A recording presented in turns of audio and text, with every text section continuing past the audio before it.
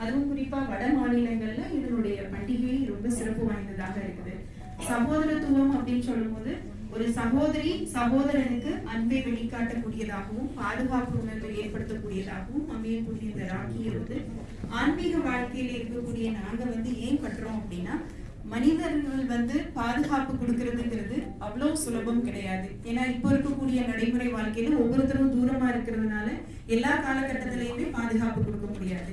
ஆனா இறைவனே இந்த கயிறை நமக்கு கட்டக்கூடியதாக நம்ம அனுபவம் செய்யறோம். இந்த ஆன்மீக வாழ்க்கையில இருக்கக்கூடிய சகோதரிகள் இதை கட்டும் பொழுது நெற்றியில வெற்றி திலகம்ங்கிறது வைக்கிறாங்க.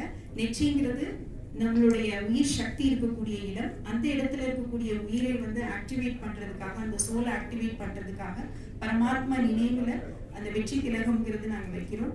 அதன் கூடவே ஒரு வரதானமும் இருக்கும். இறைவன் கொடுக்கக்கூடிய ஆசீர்வாதம் நிறைந்த அந்த கார்டு இருக்கும். அதன் கூடவே இறைவனினுடைய பிரசாதமும் இருக்கும். இது அனைவரும் ஏற்றுக்கொள்ளுமாறு அன்போடு கேட்டுக்கொள்கிறோம் பிரம்மகுமாரிகள் சார்பாக.